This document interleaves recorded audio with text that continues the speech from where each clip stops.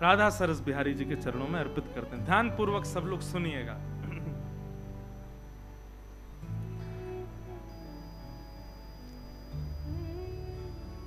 हरिद्वार की ओर जब आप दिल्ली से जाएंगे तो बीच में रुड़की पड़ता है।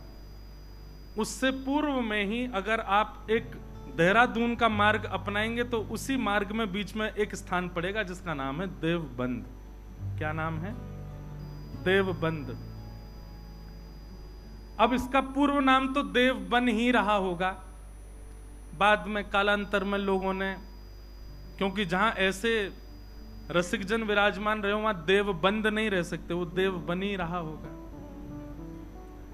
तो देवबंद में व्यास मिश्र नाम के एक ब्राह्मण रहते थे और उनकी पत्नी का नाम श्रीमती तारा।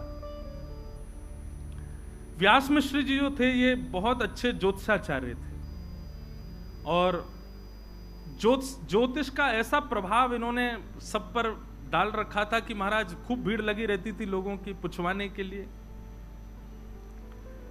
एक बार एक बादशाह के यहां गए और बादशाह के यहां जाकर के उसको कुछ इन्होंने भविष्य कथन किया और उसको आशीर्वाद के रूप में 4 श्रीफल प्रदान किए। बादशाह ने जब अपना भविष्य कथन सुना तो बड़ा प्रसन्न हुआ। प्रसाद रूप में 4 श्रीफल मिले तो उसने पूछा ये 4 श्रीफल? तो उन्होंने कहा ये धर्म अर्थ काम मोक्ष। एक श्रीफल आपके धर्म में गति को बढ़ाएगा, दूसरा श्रीफल आपकी कामनाओं की पूर्ति करेगा, तीसरा श्रीफल आपके अर्थ को बढ़ाएगा और अंतिम श्रीफल आपको मोक्ष प्रदान करेगा। उनके प्रस्तुतिकरण से, उनके भाव से बादशाह इतना प्रसन्न हो गया, उसने श्री व्यास मिश्र जी से कहा आप मेरे संगी रहा करो, मेरी योजनाएं बताते रहा करो, मेरे आगे के कुछ ना कुछ भावों को आप संग रह करके मुझे सुदृढ़ करते रहा करो। व्यास मिश्र जी बादशाह के साथ रहते, सुबह जाते शाम तक वहीं रहते, उन्हीं के बताए निर्णयों को बादशाह लेता था। व्यास मिश्र जी के बड़े भाई श्री नृसिंह आश्रम जी महाराज ये सन्यासी थे।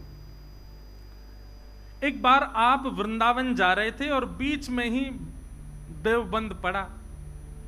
तो जैसे ही आप देवबंद से निकले तो अनेक भक्तजनों ने जाकर के स्वागत सत्कार किया। उनसे कहा कि महाराज आपके छोटे भाई भी यहां रहते हैं, एक रात्रि यहां विश्राम कर लीजिए। बहुत ध्यानपूर्वक सुनिएगा। नृसिंह आश्रम जी बहुत सबके याचना करने पर रुक गए।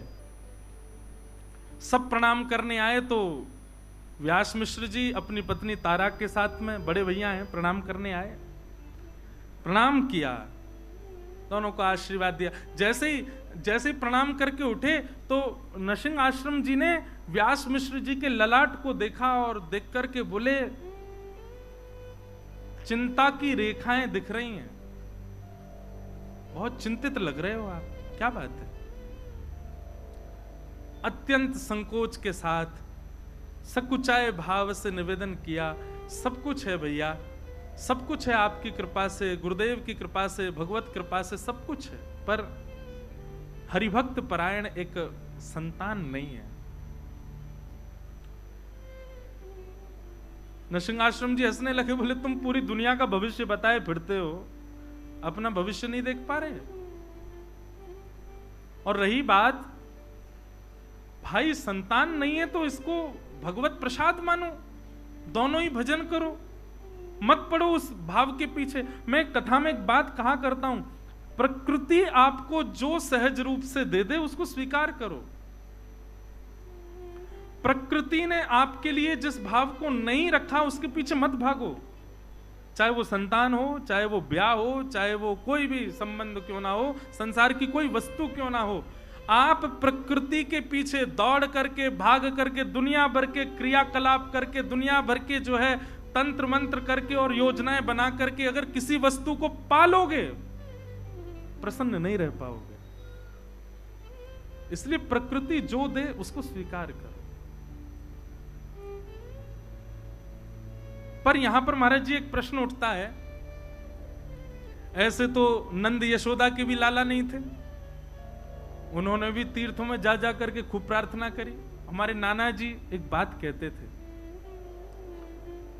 अच्छा एक बात बताएं, ये कथा हमारे नाना जी करने वाले थे। लोकेश भैया बता रहे, बोले मैंने नाना जी से कहा था कि आप कथा सुनाओ, तो नाना जी बोले करेंगे करेंगे करेंगे। नाना जी तो भगवत धाम प्रस्थान कर गए, पर वो हमको इसीलिए तैयार करके गए कि हम भक्तमाल सुना दें यहाँ पे, उन्हीं की कृपा प्रसादी।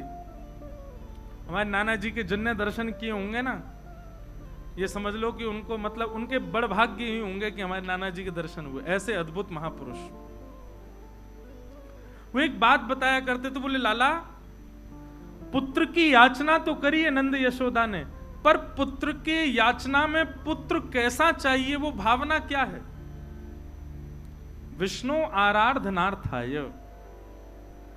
हमको पुत्र इसलिए नहीं चाहिए कि लोग बाग पुत्र की याचना इसलिए करते हैं कि अंतिम समय में वही संस्कार करेगा, यदि पुत्र के हाथों संस्कार ना हो तो ऐसा कहते हैं पुम नामक नरक में जाना पड़ता है। लेकिन महाराज आजकल के पुत्र जैसे हो रहे हैं, ऐसे पुत्रों से संस्कार करके तो निश्चित जाना पड़ेगा।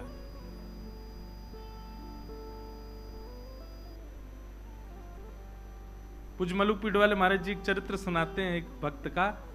वो कुंज बिहारी लाल जी को ही अपना पुत्र मानते थे और कहते थे मेरा कुंजो बेटा कुंजो बेटा कुंजो बेटा कह करके। अब देखो बात तो कोई भी कह लेगा, मेरे ठाकुर जी, मेरे लाल जी, मेरे सखा हैं, मेरे पुत्र हैं, पर मानते कितना हो? कहने की बात है कि भाई प्रकृति जो दे उसको स्वीकार करो, जो ना दे उसके लिए ज्यादा प्रयास मत करो। लेकिन फिर भी प्रयास करना है तो याद रहे ठाकुर जी को वचन देना कि नाथ मुझे ये वस्तु दे दो, मैं आपको वचन देता हूं आपके चरणों में ही अर्पित रहेगी, तो वो वस्तु मिल जाएगी। और वही भाव रखा नृसिंहदेव जी के चरणों में। सबने प्रणाम करते हुए कहा व्यास मिश्र जी ने कि हमें एक पुत्र की प्राप्ति हो, भगवत परायण पुत्र हो, भक्ति परायण पुत्र हो। तो नृसिंह आश्रम जी बोले कि तुम सबका भविष्य देखते हो, अपना भविष्य नहीं देख पाए, और मुझे तो दिख रहा है कि तुम्हारे संतान का योग नहीं है।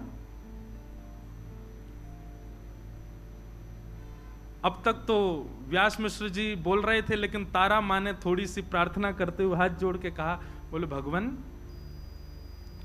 यदि सब विधि का विधान है, सब पूर्व से ही नियोजित है, तो फिर आप जैसे संतों के पीछे इतनी भीड़ क्यों लगी रहती है? आप जैसे संतों को इतना लोग प्रणाम क्यों करते हैं? आप जैसे भक्त, आप जैसे संत, इनकी महिमा क्यों है? जब सब विधि से ही होना है तो फिर संतों को, भक्तों को, वैष्णवों को प्रणाम करना बंद कर देना चाहिए। तो हम तो प्रणाम इसीलिए करते हैं सब सुखद हो जीवन में। और जब सब विधि पर ही आश्रित है तो फिर भक्त, वैष्णव, संतों के चरण रज की क्या महिमा रह गई? तारा जी की ये बात नृसिंह आश्रम जी के चित्त को लगी। बहुत सावधानी, सब लोग इधर देखो, पीछे वाले भी, सब लोग भाव से कथा सुनो। तारा जी की ये बात नृसिंह आश्रम जी को चित्त में लगी कि भाई प्रश्न भगवान पर उठे तो कोई बात नहीं, पर भक्ति पर उठ गया है, भक्त पर उठ गया है। एकांत में बैठ करके नृसिंह आश्रम जी ने चिंतन किया, ठाकुर जी से प्रार्थना करी, भगवान आप पर प्रश्न नहीं उठाए, वैष्णवों पर प्रश्न उठाए, भक्तों पर प्रश्न उठाए, भक्ति पर प्रश्न उठाए, कुछ कृपा करो। ठाकुर जी प्रसन्न मुद्रा में नृसिंह आश्रम जी के चित्त में आ गए और आकर के अपनी वंशी को ही दिखाने लगे और मानो आज्ञा करने लगे, जाओ अपने भैया से कह दो, छोटे भाई से, निश्चिंत हो जाए। मेरी अधरामृत का निरंतर रसपान करने वाली, अत्यंत रस से सराबोर, और पूरी दुनिया तो केवल और केवल मेरा प्रसाद पाती है, पर मेरा स्वच्छंद अधरामृत जिसने जीवन भर पाया, ऐसी वंशी ही उनके कुल में पुत्र बन करके आएगी। लेकिन याद रहे वो भक्त परायण, भक्ति परायण और भक्ति की धारा प्रवाह करने वाला बालक होगा। कोई वंश परंपरा और कोई अपने वंश वृद्धि या फिर धन वृद्धि आदि इन सब भावनाओं से पुत्र की याचना ना रखे। भक्ति का वर्धन करने वाला पुत्र उनके कुल में होगा, मेरी वंशी ही पुत्र बन करके आएगी, आज्ञा कर दीजिए। नरसिंह आश्रम जी व्यास मिश्र जी के पास गए और हृदय से लगाते हुए कहा, ठाकुर जी ने आज्ञा की है, चिंता मत करो, आपके घर ठाकुर जी की वंशी ही पुत्र रूप धारण करके आएगी, पर भक्ति वर्धन करने वाली यही भावना उसके चित्त में होगी, वो भक्ति का वर्धन करने वाला बालक होगा।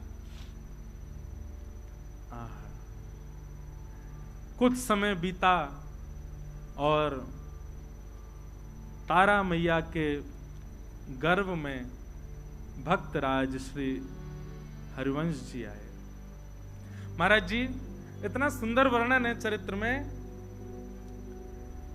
कि जैसे वो कहते हैं, जा दिन से हरि गर्भ ही आए। हमने कौशल्या मैया के बारे में सुना है, हमने देवकी मैया के बारे में सुना, जब से ठाकुर जी गर्भ में आए तब से मैया को अच्छा अच्छा अनुभव होने लगा, सुंदर सुंदर भाव होने लगा। पर यहां पर कितना सुंदर भाव बताया कि जब से श्री हरिवंश महाप्रभु तारा मैया के गर्भ में पधारे, तब से तारा मैया को वृंदावन की स्मृति होती है। रात्रि में सोते सोते मानो उठ के बैठ जाती हैं, श्री वृंदावन श्री वृंदावन श्री वृंदावन श्री वृंदावन श्री वृंदावन। व्यास मिश्र जी उठ के बैठ जाते, देवी क्या हुआ? बोले, कैसी सघन कुंज है ना, कैसी लता द्रुम है ना, कैसी सुंदर कलकल करती यमुना जी बह रही है ना, कैसा सुंदर गिरिराज पर्वत है, मानो ब्रज की स्मृति हो रही है। और फिर नेत्र खुल जाते हैं तो नेत्रों से अश्रुपात होने लग जाता है, रुदन विरह भाव। व्यास मिश्र जी कह रहे हैं, क्या हुआ देवी? बोले, मुझे नहीं पता क्या हो रहा है, पर पता नहीं क्यों जब भी सोती हूं तो स्वप्न में कुंज दिखाई देते हैं और लता पत्र दिखाई देते हैं, यमुना जी दिखाई देती हैं, वृंदावन वृंदावन वृंदावन वृंदावन की स्मृति होती है।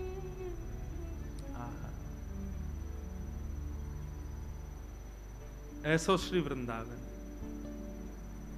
अब तो वो रोज व्यास मिश्र जी से कहती हैं कि आप एक बार हमको वृंदावन ले चलो। व्यास मिश्र जी बोले, ठीक है, मैं राजा से बात करूंगा, अवकाश मिलेगा तो चलेंगे। राजा से जाकर के व्यास मिश्र जी ने कहा कि हमको वृंदावन जाना है, आप अवकाश दे दो।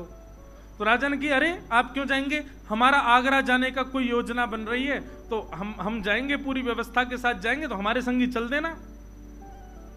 अब राजा की बात वो तो कल पे टालते जाएं, कल चलेंगे कल चलेंगे कल चलेंगे करते करते करते महाराज महीनों बीत गए और श्री राधा वल्लभ लाल की राजा तो रोज कहें कि भैया आप चलेंगे, पर समय बीतता गया। रोज तारा मैया कहती हैं कि हमको वृंदावन ले चलो, मुझे बहुत विरह होता है, बहुत स्मृति होती है वृंदावन की, बहुत याद आती है, एक बार दर्शन करा लाओ वृंदावन का।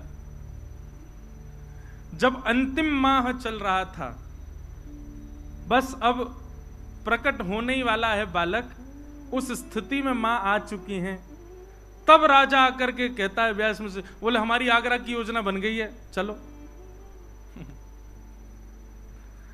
वृंदावन भी अपनी योजनाएं बना करके सबको बुलाता है, अपने आप कोई नहीं जा सकते। पहले चली जाती अगर तारा मैया, तो फिर महाप्रभु जी का जन्म ब्रज में कैसे होता। 9वां महीना प्रारंभ हुआ और तभी राजा बादशाह ने कहा कि हमारी आगरा जाने की योजना बनी, व्यास मिश्र जी आप तैयारी करो, चलेंगे वृंदावन, आपको छोड़ देंगे, आप दर्शन कर लेना। व्यास मिश्र जी बोले अब तो असंभव है, अब तो बालक आने वाला है। बोले आप चिंता मत करो, रानियों जैसी व्यवस्था करेंगे, पालकी में लेकर के, बिल्कुल कोई दिक्कत नहीं होगी, सखी सहचरियां और सब बढ़िया व्यवस्था करके ले चलें, पलकों पे लेके चलेंगे, आपकी पत्नी को लेके चलो। व्यास मिश्र जी का मन तो थोड़ा कम था, जैसे ही घर जाके तारा जी से कहा कि बादशाह ने आज कहा है आगरा जाने के लिए, वो तो पीछे ही हाथ पकड़े, बोले नहीं फिर तो चलेंगे। बोले तुम्हारी स्थिति, बोले मैं संभाल लूंगी, पर ले मुझे वृंदावन ले चलो। और बादशाह के उस टोली के साथ में व्यास मिश्र जी और तारा मैया आगरा के मार्ग की ओर प्रस्थान करने लगे। तभी बीच में पड़ा श्री वृंदावन। वृंदावन में प्रवेश किया। बंधुओं, ये उस समय का वृंदावन है जब वृंदावन में ठाकुर जी प्रकट रूप से कहीं विद्यमान नहीं थे। केवल और केवल यमुना जी, व्रज की कुंजलता, ब्रजरज, गोवर्धन नाथ जी, केवल यही हैं और कोई ज्यादा मंदिर आदि कुछ थे नहीं वृंदावन में। भोर के समय गए, वृंदावन में प्रवेश करते ही रोंगटे खड़े होने लगे, नेत्र सजल होने लगे। ये स्थिति व्यास मिश्र जी ने कभी देखी नहीं तारा मैया की। यमुना जी में जाकर, यमुना जी के पुलिन पर जाकर के बैठी, मानो घंटों तक यमुना जी को निहार रही हैं। लता पत्रों को स्पर्श करती हैं तो मानो ऐसा लगता है इनसे कोई संबंध है। अब ये सब भावना मैया की नहीं है, गर्भ में बैठे बालक की है। वो ठाकुर जी के संग में रही वंशी, उसको एक एक भाव पता है, वो सब जानती है कहां यमुना जी, कैसी ब्रजरज, कौन से वृक्ष, कौन सी लता गुर्म, कौन सी कुंज में कौन सी लीला, वो सब स्मृतियां हो रही हैं। सायकालीन समय हो गया, वृंदावन को प्रणाम करके और पुनः आगरा के मार्ग की ओर जैसे प्रस्थान करने लगे। अब वृंदावन से ज्यों-ज्यों दूर जामे त्यों-त्यों तारा मैया का विरह बढ़े। व्यास मिश्र जी कहें आप ऐसे इतना रुदन मत करो, इससे प्रभाव पड़ेगा बालक पर। बोले नहीं, मुझे बहुत, मेरा मन हो रहा है मैं वहीं रहूं। बोले वहां कहां रहेंगे, वो पूरा वन है, वहां वंचर जीव रहते हैं, हिंसक जीव रहते हैं, कहां रहेंगे हम दोनों। पर उनका रुदन इतना विकल करने वाला था कि उस रुदन को व्यास जी सुन नहीं पा रहे थे। और तभी रुदन करते का बस वृंदावन ब्रज की सीमा में ही थे, अभी बस निकलने ही वाले थे ब्रज की सीमा से, तभी प्रसव पीड़ा होने लगे। और ऐसी प्रसव पीड़ा हुई कि तुरंत बादशाह को जाकर के व्यास मिश्र जी ने कहा कि महाराज आप आगरा को प्रस्थान करो, हमारी गृहिणी को प्रसव पीड़ा हो रही है, इससे आगे ले जाना उचित नहीं होगा। यहाँ ये गांव जैसा दिखाई दे रहा है, यहाँ कुछ लोग दिख रहे हैं, हम यहीं रुक जाते हैं, क्या पता आगे बन आया और वहां कुछ दिक्कत हुई तो क्या करेंगे। बादशाह ने कहा ठीक है, आप कुछ सेवक भी ले लो और आप यहीं रुक जाओ। और वृंदावन के समीप बाद गांव, बाद ग्राम, वहां तारा जी और व्यास मिश्र जी कुछ सेवकों के साथ रुक गए। गांव के लोगों ने देखा महाराज ब्राह्मण देवता आए, सबने खूब सेवा करी, सब व्यवस्था करी। और वैशाख का महीना, शुक्ल एकादशी का दिन,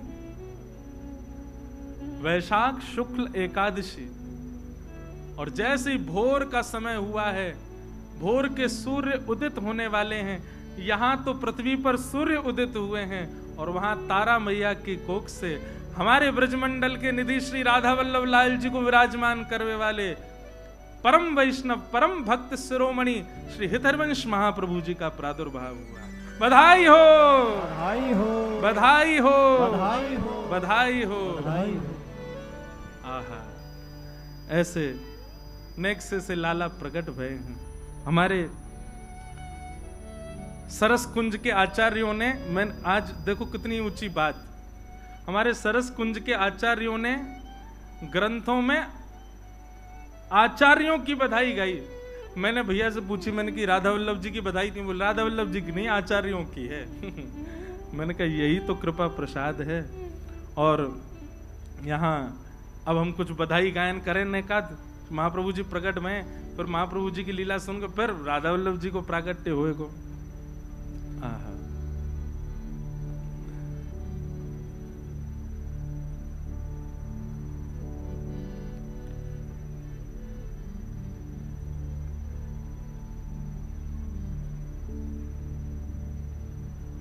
रसिक मिल गावो सरस बधाई, सब जगह बधाई गायन है रोए, आचार्य चरण प्रकट भय हैं।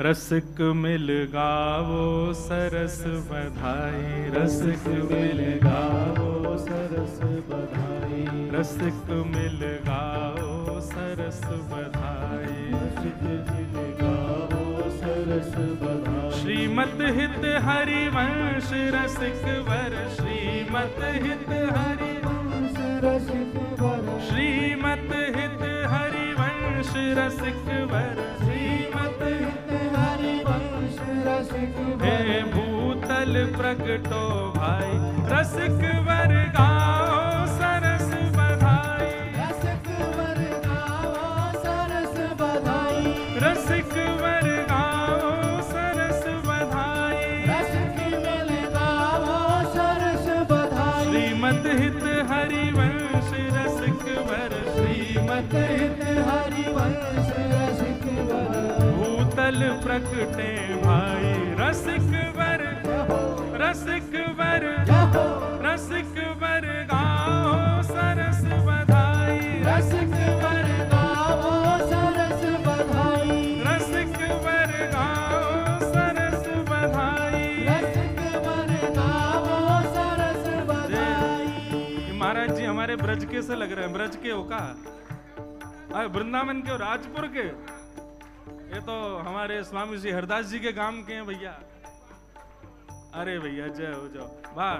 रसिक वर गाओ सरस बधाई। रसिक वर गाओ सरस बधाई। श्रीमत हित हरिवंश रसिक वर, श्रीमत हित हरिवंश रसिक वर। हाँ भूतल प्रगटे भाई, रसिक मिल गाओ सरस बधाई। रसिक मिल गाओ सरस बधाई। हाँ रसिक मिल गाओ सरस बधाई। रसिक मिल गाओ सरस बधाई। हे शुभ वैशाख मास मन भावन, एकादशी सुहाई। शुभ वैशाख मास मन भावन, एकादशी सुहाई। हे शुक्ल पक्ष सुंदर शोभा निशि, शुक्ल पक्ष सुंदर शोभा निधि। शुक्ल पक्ष सुंदर शोभा निधि। शुक्ल पक्ष सुंदर शोभा लियो जन्म है सुखदाई। रसिक मिल, रसिक मिल, रसिक मिल गाओ सरस बधाई। रसिक मिल गाओ सरस बधाई।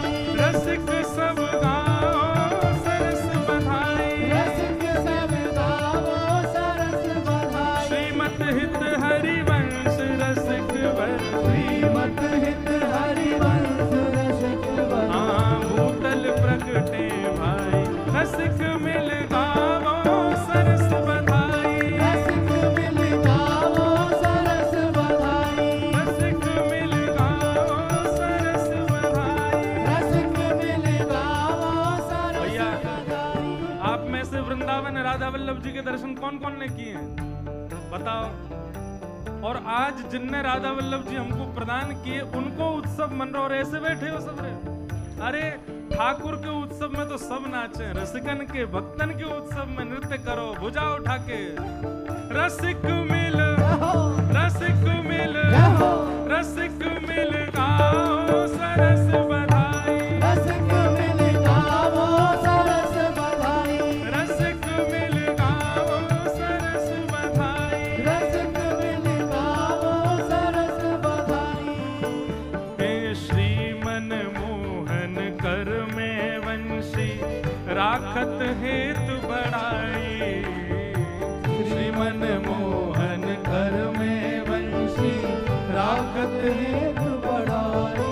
हाँ प्रभु राखत हेतु बढ़ाई। हाँ प्रभु राखत हेतु बढ़ाई। हे सोया चारज रूप धार के, सोया चारज रूप धार के। सोया चारज रूप धार के। सोया चारज रूप धार के। हाँ जी रस प्रगटावन आई। रसिक मिल, रसिक मिल, रसिक मिल गाओ सरस बधाई। रसिक मिल गाओ सरस बधाई। रसिक मिल गाओ सरस बधाई। रसिक मिल गाओ सरस बधाई। जय जय राधा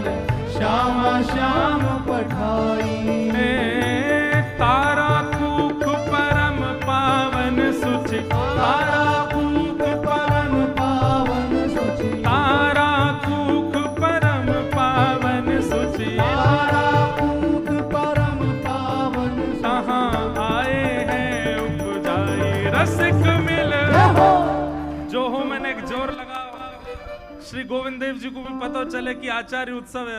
रसिक मिल गावो सरस बधाई, रसिक मिल गावो सरस बधाई, रसिक मिल गावो सरस बधाई, रसिक मिल गावो सरस बधाई। श्रीमत हित हरिवंश रसिक वर, श्रीमत हित हरिवंश रसिक आज भूतल प्रगटे आई, रसिक मिल गावो सरस बधाई, रसिक मिल गावो सरस बधाई, रसिक मिल गावो सरस बधाई। रसिक मिल गावो राधा वल्लभ लाल की।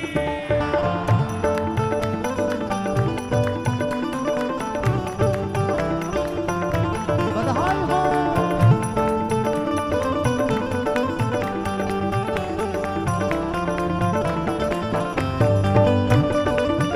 श्री हरिवंश महाप्रभु की। जय हो।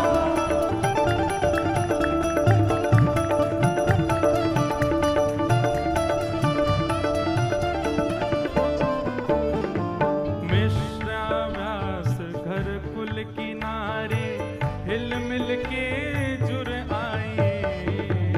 मिश्र व्यास घर कुल की नारी, हिल मिल के जुड़ आई, हे मिश्र व्यास घर कुल की नारी, हिल मिल के जुरी आई।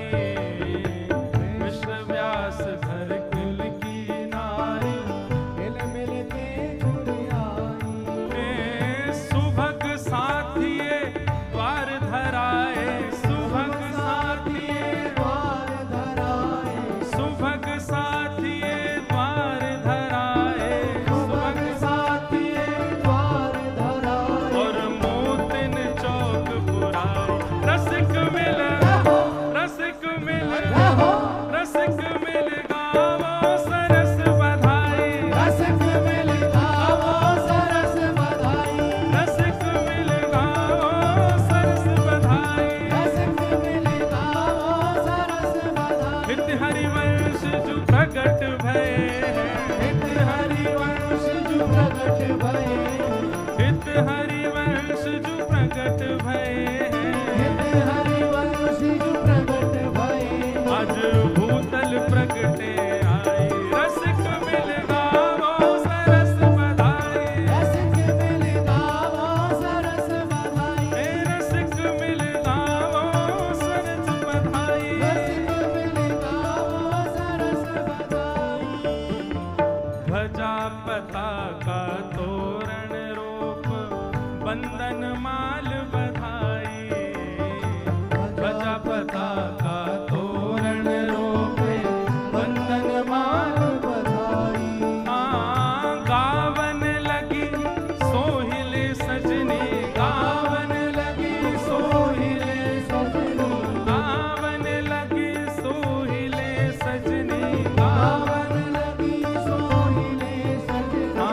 लख सुर भूल लजाई। रसिक मिल, रसिक मिल, रसिक मिल गावत सरस बधाई, रसिक मिल गावो सरस बधाई, रसिक मिल गावो सरस बधाई। रसिक मिल गावो सरस बधाई, रसिक मिल गावो सरस बधाई। रसिक मिल गावो सरस बधाई।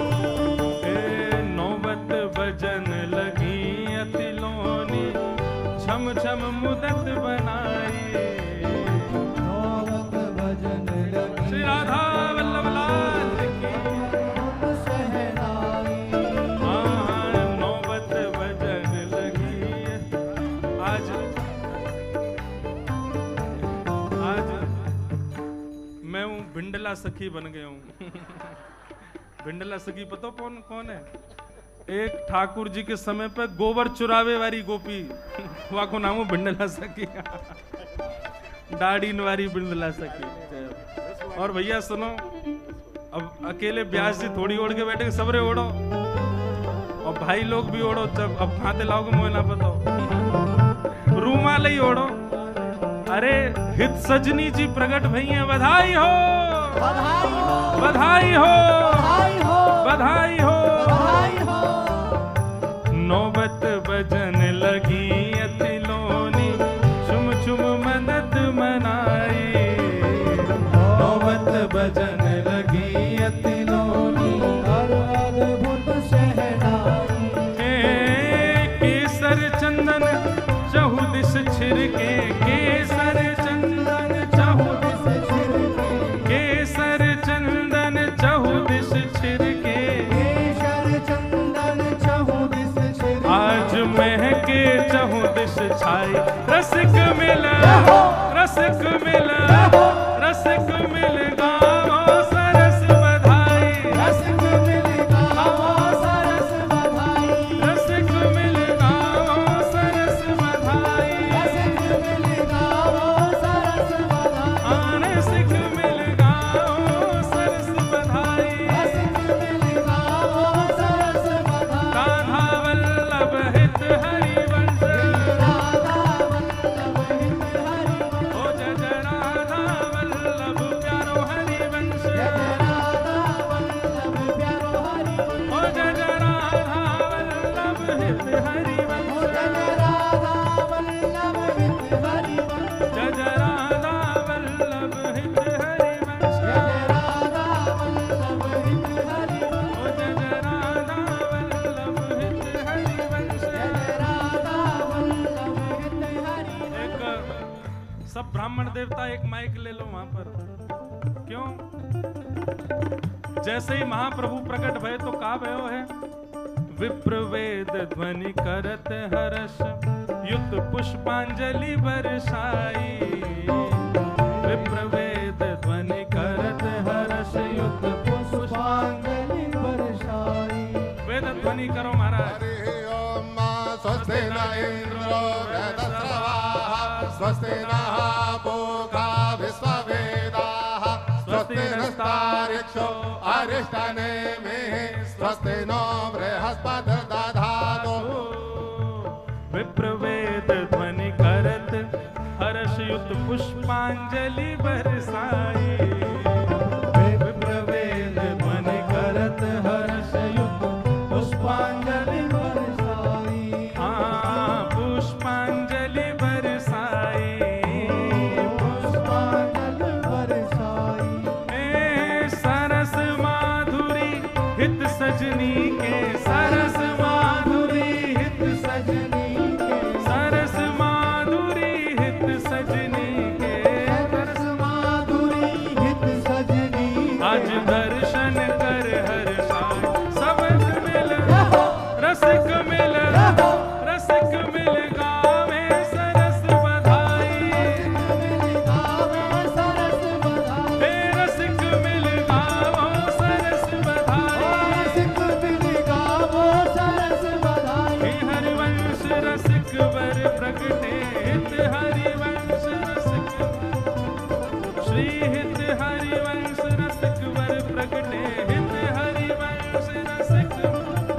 हाँ भूतल प्रगटे आई, रसिक मिल, रसिक मिल, रसिक मिल गावो सरस बधाई। रसिक मिल गावो सरस बधाई। रसिक मिल गावो सरस बधाई। रसिक मिल गावो सरस बधाई। जय जय श्यामा जय जय श्याम, जय जय श्री वृंदावन धाम, जय जय श्री वृंदावन धाम। जय जय श्यामा जय जय श्याम, जय जय श्यामा जय जय श्याम। जय जय श्री वृंदावन धाम, जय जय श्री वृंदावन धाम। जय जय श्यामा जय जय श्याम, जय जय श्यामा जय जय श्याम। जय जय श्री वृंदावन धाम। जय जय श्री वृंदावन ओ जय जय राधा वल्लभ हित हरिवंश, राधा वल्लभ हित हरिवंश। ओ जय जय राधा वल्लभ प्यारो हरिवंश, राधा वल्लभ प्यारो हरिवंश। ओ जय जय राधा वल्लभ हित हरिवंश, जय जय राधा वल्लभ हित हरिवंश। ओ जय जय राधा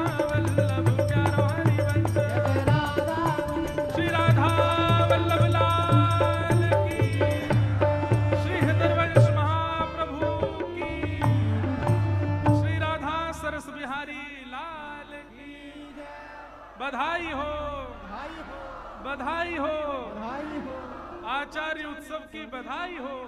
आई हो। विराज जाओ सब लोग।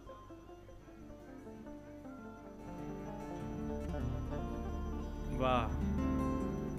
सरस मिल रसिक मिल गाओ सरस बधाई, रसिक मिल गाओ सरस बधाई।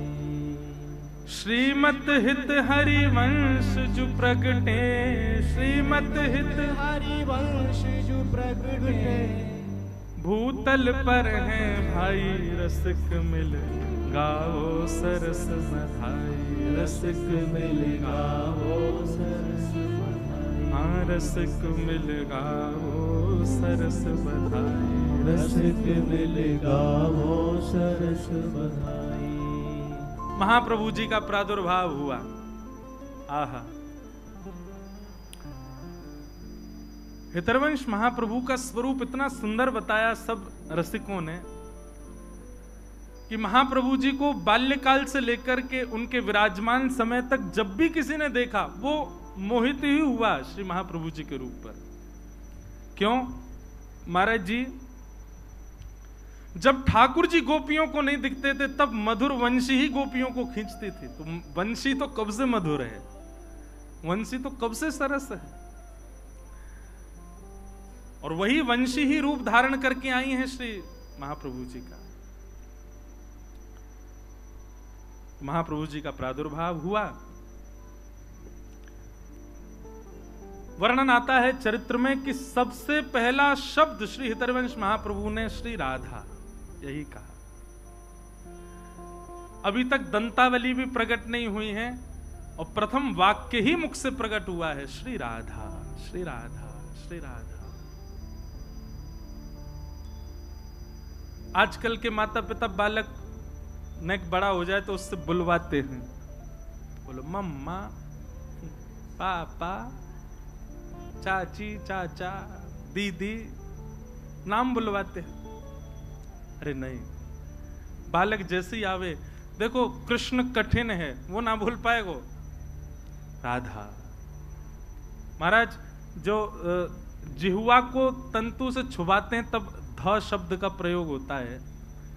अगर वो न भी छुबे तो ध शब्द कभी तोतलेपन में नहीं आएगा, राधा। अगर न बोल पाए तो भी, न छुबा के बोल पाए तो भी स्पष्ट ही निकलेगा, राधा। बालकों से सबसे पहले श्री किशोरी जी का नाम उच्चारण करवाओ, निश्चित ही उस बालक में कोई नाम आ गया। अनायासी सर्वप्रथम नाम महाप्रभु जी ने अपने मुख से श्री राधा किशोरी जी का कहा। खेलते हैं राधा, बैठते हैं राधा, चलते हैं राधा। अरे कहां कहें, अभी बोलना ही नहीं आता, कुछ मांगते भी हैं मैया से तो राधा राधा राधा ऐसे ही बोलते हैं। राधा ही नाम जानते हैं और कुछ जानते ही नहीं है। श्री प्रियादास जी वही बात तो कह रहे हैं कि महाप्रभु जी की स्थिति कैसी है। हितजू की रीत को लाखुन में एक जाने, राधा ही प्रधान मानो पाछे कृष्ण ध्याई। हित जी की स्थिति है। धीरे धीरे आप थोड़े थोड़े बड़े होने लगे, गुटमुन चलना प्रारंभ किया। आज तक ठाकुर जी की लीला तो खूब गाई, खूब सुनी, अब रसिकों की लीला सुनो। गुटमुन चल करके जाते और जहां पिताजी श्री राधा मोहन लाल जी की सेवा कर रहे हैं वहां जाकर के बैठ जाते। इनके पिताजी के ठाकुर जी का नाम क्या था? राधा मोहन लाल। वहां बैठ करके अपने पिताजी की सेवा का दर्शन करते थे, कैसे सेवा कर रहे हैं। अब नन्हे से बालक को कहां भाव आता है, कहां प्रेम उमड़ता है। परंतु जैसे अभी महाराज जी आपने एक भाव का अनुभव किया होगा कि बड़े हो जाने पर जब प्रेम प्रकट होता है ना तो मुख की आकृति बिगड़ती नहीं है और अश्रु आ जाते हैं। जब आप भाव में रोते हो तो मुख की आकृति नहीं बिगड़ती, आप प्रसन्न मुद्रा में होते हो और नेत्र सजल हो जाते हैं। ये स्थिति छोटे बालकों में नहीं आती, छोटे छोटे बच्चों में ये स्थिति नहीं होती। पर श्री महाप्रभु जी की स्थिति ऐसी है, वो प्रसन्न मुद्रा में राधा मोहन जी को देखते और नेत्रों से अश्रुपात होता। माँ जब आती देखती तो उनको लगता पहले रोया होगा, तब के आंसू ही होंगे, उठा के ले जाती। ऐसे श्री महाप्रभु जी धीरे धीरे बड़े हुए। पिताजी से कहते,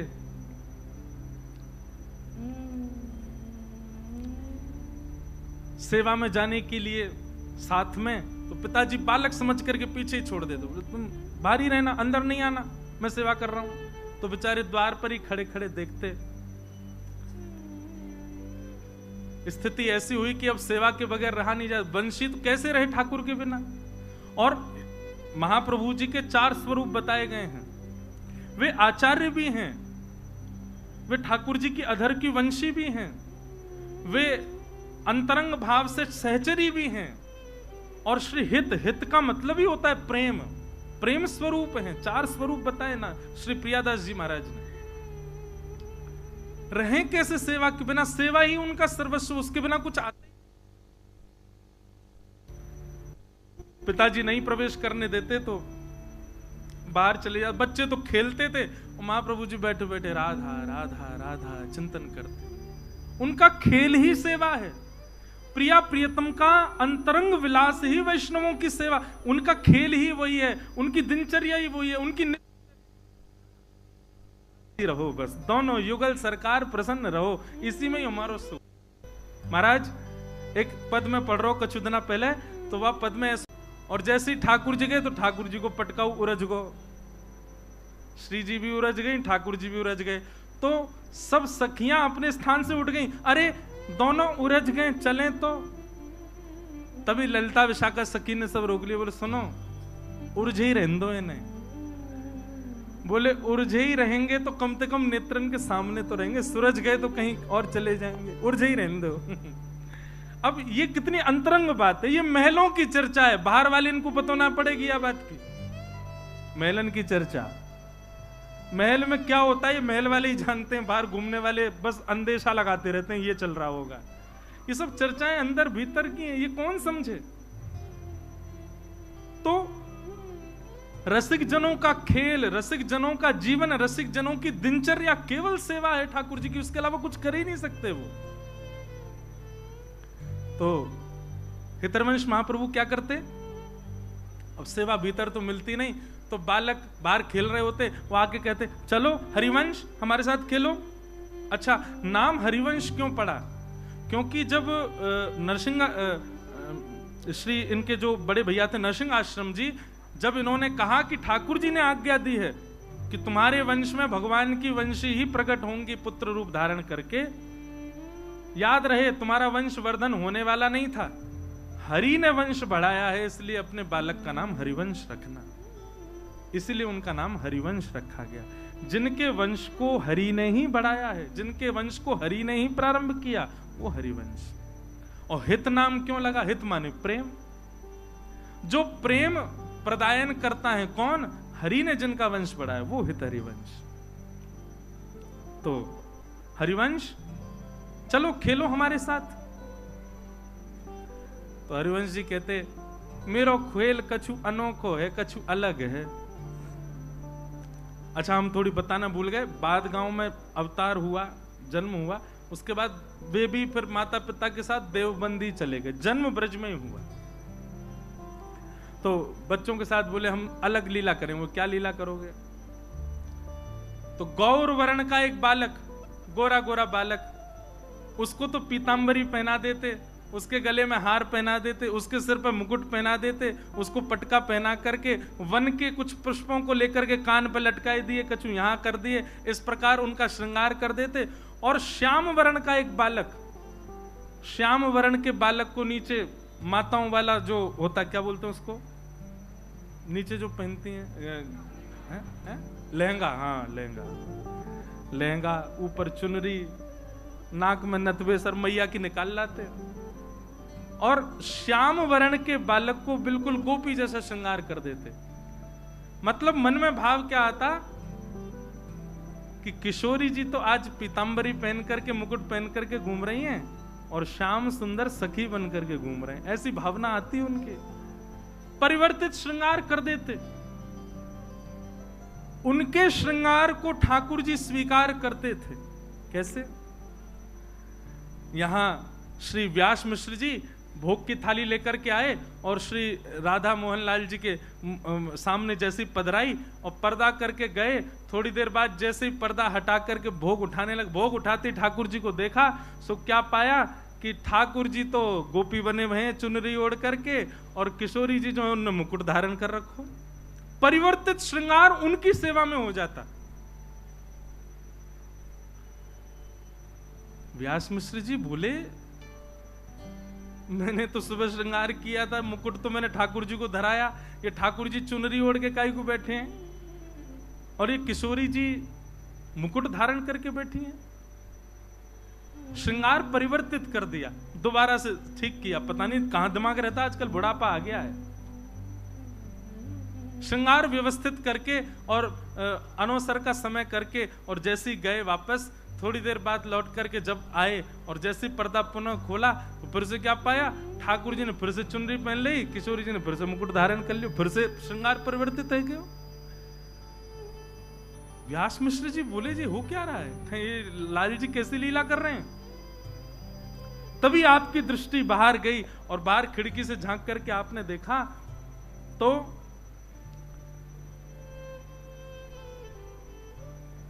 हरिवंश जी अपने कुछ मित्रों के साथ क्रीड़ा कर रहे हैं, और तभी उन्होंने क्या देखा, एक श्याम वर्ण का बालक, वो तो चुनरी पहन करके घूम रहा है, और गौर वर्ण का बालक वो मुकुट पहन करके घूम रहा है, वो ठाकुर जी की तरफ भ्रमण कर रहा है। तब व्यास मिश्र जी को अनुभव हुआ कि सेवा के लिए जिद करता है लाला, हम मना करते हैं तो बाहर जाकर के सेवा ही खेल रहा है, और इसकी सेवा देखो कैसी अंगीकार, कैसी स्वीकार कि बाहर श्याम वर्ण के बालक को गोपी बनाए तो हमारे ठाकुर सेवा के गोपी बन जाते हैं। ऐसी उनकी लीला, ऐसी उनकी सेवा। बंधुओं, एक बात कहें, कभी गोविंद देव जी में अगर आपको परिवर्तित श्रृंगार का अनुभव होगा निश्चित, कभी परिवर्तित श्रृंगार का अनुभव होगा एक क्षण के लिए, जब हो जैसे हो, बस वही समय पकड़ लियो कि आज प्रत्यक्ष खड़े हैं सामने। वैसे तो प्रत्यक्ष नित्य ही है ठाकुर जी। एक और बधाई है।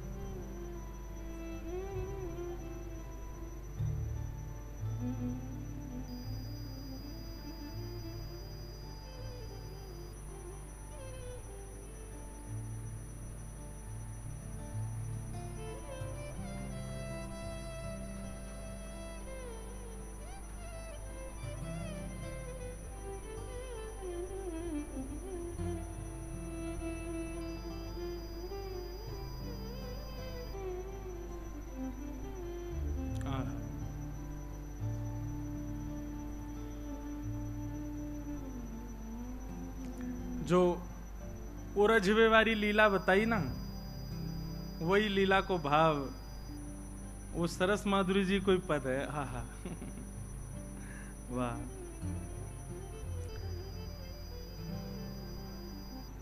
उरझे दंपति सुरझत नाही, उरझे दंपति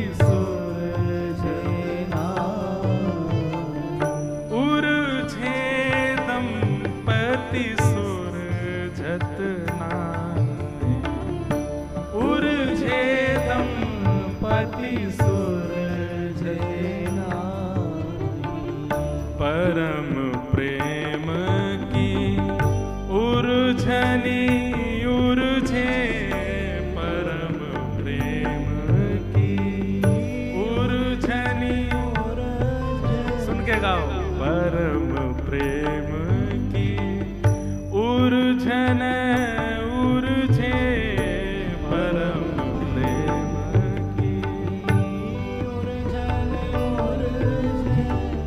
सूरज न जानत उर्झत जाहि, सूरज न जानत उर्झत जाहि। ऐसे प्रेम की उर्झन में उर्झे दोनों कि खूब प्रयास कर रहे हैं, जितने सुरझवे को प्रयास कर रहे हैं उतने उरझते जा रहे हैं। उर्झे दंपति दंपति सुर झतनाई। उरझे दंपति सुर झतनाई। श्री राधे मोहन बन बैठी। राधे मोहन बन बैठी। श्री राधे मोहन बन बैठी। राधे मोहन बन बैठी।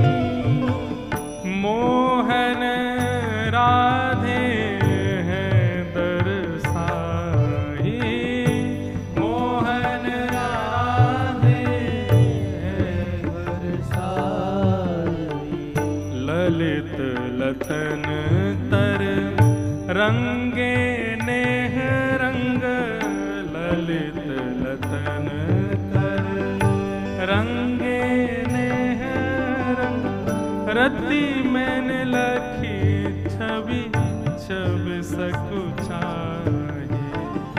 रति मैन लखी छवि सकुचाई। उरझे दंपति सुर झतनाई। उरझे दंपति सुर झतनाई। अधर अधर मिल प्रीतम अधर रस। अधर अधर प्रीतम। अधर अधर मिल पियत अधर रस। अधर अधर मिल पियत अधर रस।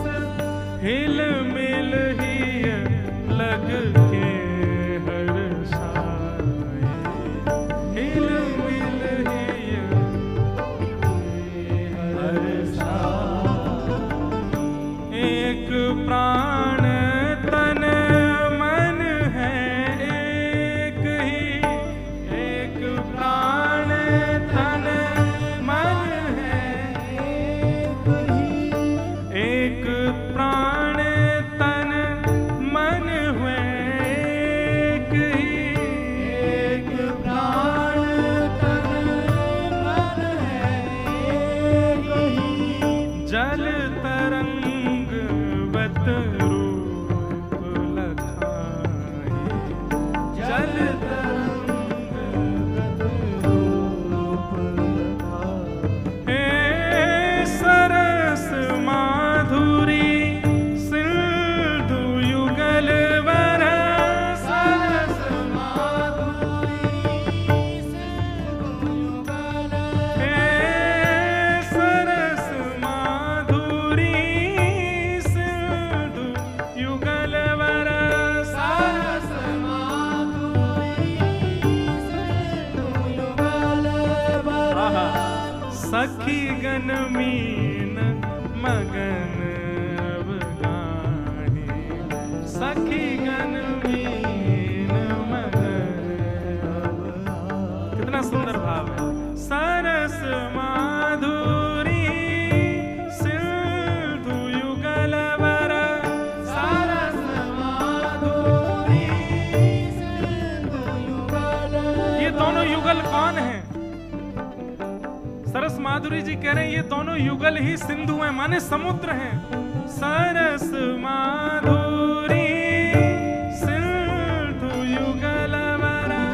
सरस माधुरी सिंधु युगल। और सखी गण मीन मगन अब गाहे। सखी गण हम सब मछली हैं, इस प्रेम सिंधु में अवगाहन कर रहे हैं। सखी गण मीन मगन अब गाहे।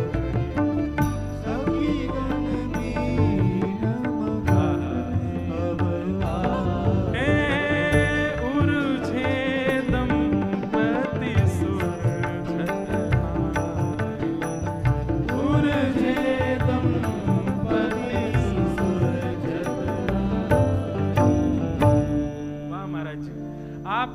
छक्के पे चौका लगाए दे करो, मोते पद रह जाए करें। हाँ, तो यही मारे तो रसिकन की कथा, भैया ये कथा बहुत महंगी है।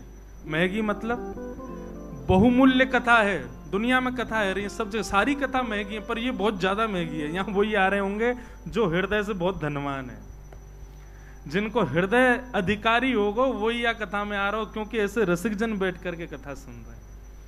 महाराज जी अभी चौका लगाओ, अब छक्का और लगाइए एक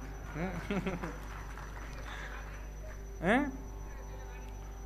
अच्छा एक बात, ये तो मार रहे हैं चौका छक्का, कैच पकड़वेगी तो मैं खड़ा हूं मैं बाउंड्री पार जान नहीं दूंगा पकड़ के गा दूंगा। बोलो राधा सरस बिहारी लाल की। महाराज जी तो मुंह कुंज में ले गए, अब मैं कहां से सुनाऊं आगे के भाव उलझ गए दोनों। तो बस ऐसी भाव समाधि में श्री हरिवंश जी रहते हैं बाल्यकाल से, बचपन से। बंधुओं एक दिन ऐसी लीला घटी, एक दिन ऐसा मन में भाव आया कि पुराने काम श्री हृदयवंश महाप्रभु बालकों का श्रृंगार कर देते थे। अब तुम्हारा देवबंद के लोगों में इतनी भक्ति भावना तो थी नहीं। जब बालक लौट के अपने घर जाते, माताएं देखती चुनरी ओढ़ के घूम रहा है, महाराज पकड़ करके 2-4 उसमें धर देती। बोले कहां जाता है, क्या करके आता है? सखी बना घूमता है। अरे मेरा मित्र हरिवंश वो तैयार कर देता है रोज मुझको अब तो घर के लोगों ने अपने बालकों को भेजना बंद कर दिया। हरिवंश जी जहां बैठ जाए बालक जाती नहीं वहां पे। बोले हम तेरे पास नहीं आएंगे। क्यों? बोले तू सखी बना देगो सखी नहीं बनाते हैं, प्रेम रस में डुबा देते हैं। लेकिन जो निश्चित प्रेम में डूबा होगा वो कभी भी शिकायत नहीं ढूंढता या अवसर नहीं ढूंढता सेवा से बचने का। वो तो अपनी सेवा कहीं और खोज लेता है। महाप्रभु जी ऐसे भ्रमण कर रहे थे अपने घर के आसपास के वन में, छोटे से बालक हैं, तभी उनको 2 युगल वृक्ष दिखाई दी, आसपास ही खड़े दोनों। बोले आहा, दोनों युगल मिल गए। और संभवतः जो एक वृक्ष था वो त्रिभंगी था, उसकी जो आकृति थी वो ऐसी थी। वो हो ये तो लाल जी हैं, ये सीधी सादी हमारी किशोरी जी हैं। तुरंत उनने तो महाराज वहीं पर श्रृंगार करना प्रारंभ किया। वृक्ष को ही श्यामा श्याम का रूप मान करके जो त्रिभंग वृक्ष था उसको ठाकुर जी का रूप धराने लगे, और जो सीधा सो वृक्ष खड़ो वो किशोरी जी के रूप में उसको तैयार करने लगे। श्रृंगार है गयो। अब माला कहां से लाएं? अब यहाँ पे मणि तो है नहीं, माणिक तो है नहीं, स्वर्ण तो है नहीं, तो सुंदर सुंदर पुष्प तोड़ करके लाए, उनकी माला बना करके वृक्षों को ही माला धारण करा दी। अरे जय जय, तैयार है गए, आरती कर दूं। आरती काहे की करूं? भाव की आरती लाई। आरती लेकर के आरती करते, अरे भोग तो लगायो ही नहीं, कहां जाऊं? वन में गए, सुंदर सुंदर वन के फल लेकर के आए। एक ही फल नहीं, आलस नहीं है भक्ति में, अलग अलग फल, अलग अलग प्रकार के फलों को लेकर के आए। फल को सुंदर दोना पत्ता का बना करके उसमें पधरा करके दोनों युगल के सामने पधरा दिया, और बैठ करके वहीं कीर्तन करने लगे। स्वरूप का वर्णन, स्वरूप का वर्णन, लीलाओं का भाव चिंतन करने लगे। यहां पिताजी ने अपने राधा मोहन जी का स्वर्ण का श्रृंगार किया था। भोग में आज बढ़िया सुंदर पूड़ी, कचौड़ी, रबड़ी, आलू की सब्जी और जन क्या क्या बना था, उसका भोग धराया था। पर्दा करके और महाराज गए, थोड़ी बहुत देर बाद लौट करके आए तो सब बदल गया। ठाकुर जी के सोना चांदी के सबरे श्रृंगार जो हैं वो बनमाली बन गए, सबरे फूलन के और वन के पत्तान के श्रृंगार है गए, और सामने रखे हुए सब मेवा बाटी, 56 भोग, सब अंतर ध्यान है गए, फल प्रकट है गए। व्यास मिश्र जी बोले ये पर्दा के पीछे ही होता है जो होता है। मैं इतना सुंदर श्रृंगार करके जाऊं, ऐसा कछु करके जाऊं, ये कैसे परिवर्तन हो जाए? तो उनको आभास तो हो गया था कि हरिवंश बाहर अपने मित्रों के साथ लीला करता है, खेलता है, और उसकी लीला ये राधा मोहन जी स्वीकार कर लेते हैं। लेकिन आजकल तो मैंने सुना बालक आते ही नहीं, अब किसका श्रृंगार कर रहा है। दौड़ते दौड़ते दौड़ते पहुंचे, आहा, एक सघन वन कुंज में 2 युगल वृक्ष हैं। दूर से देखने पे प्रतीत हो रहे हैं कि साक्षात राधा मोहन जी खड़े हैं। क्या त्रिभंग स्वरूप में जो है वो कृष्ण श्रृंगार में, और सीधे जो है वो किशोरी जी के श्रृंगार में, और वहीं सामने बैठ कर के उनको वन फलों का भोग अर्पित करा रहे। दृश्य देख करके आनंदित हो गए। ऐसी उनकी सेवा। एक भाव तो मैंने पहले ही बताया, अमनिया नहीं पाते थे। अमनिया का मतलब होता बिना भोग लगा, भोग ही पाते थे। अब धीरे धीरे पिताजी को विश्वास होने लगा कि भाई इनमें भक्ति जागृत हो गई, अब इनको धीरे धीरे सेवा में लाया जाए। तो पिताजी उनको लेके तो आते, पर ठाकुर जी का स्पर्श नहीं करने देते। बालक है कहीं गिर नहीं दे, बालक है कहीं कोई त्रुटि ना कर दे, खड़े हो जाओ, आज तुम एक काम करना। बोले क्या? वो ठाकुर जी को गर्मी ना लगे, पंखा की सेवा करना, बीज ना डुराओ ठाकुर जी को। जो सेवा दे देते इतनी निपुणता से करते, सौभाग्य मानते, चलो कुछ तो मिला सेवा में। पिताजी श्रृंगार कर रहे होते, महाप्रभु जी के मन में आता कि बताऊं, ऐसे नहीं ऐसे करो, लेकिन बेचारे बोलते तो पिताजी हमको बताओगे, खड़े रहो। मन ही मन विचार करते, बोले जल्दी से मुझे बड़ा करो, मुझे सेवा करनी है आपकी। पिताजी तो छूने ही नहीं देते, लेकिन जहां जैसा भाव मिलता उसको स्वीकार करते। पिताजी जो आज्ञा करते उसको स्वीकार करते। एक दिन बीजना डुरा रहे थे श्री ठाकुर जी को। ठाकुर जी बैठे हैं, बीजना करते करते करते करते करते भाव समाधि में प्रवेश कर गए। उस दिन शरद पूर्णिमा थी, और शरद पूर्णिमा को वंशी ना बजे ये कैसे हो सकता है? वो तो प्रमुख दिन है। उसी दिन तो प्रथम बार ठाकुर जी ने प्रेम की वंशी बजाई। बाकी के दिन तो ठाकुर जी वंशी बजाते थे, पर अपनी प्रेमास्पदों के लिए और अपनी ब्रज की सब सहचरियों के लिए वंशी तो ठाकुर जी ने पूर्णिमा, शरद पूर्णिमा को ही बजाई है। शरद पूर्णिमा का दिन था, श्वेत वस्त्र पहने हैं, श्वेत मुकुट धारण, रास के लिए तैयार हुए ठाकुर जी। श्वेत मुकुट धारण किया है, श्वेत ही कुंडल हैं, श्वेत ही आवरण हैं, और आज तो ठाकुर जी का सारी सामग्री भी श्वेत ही श्वेत बनाई है।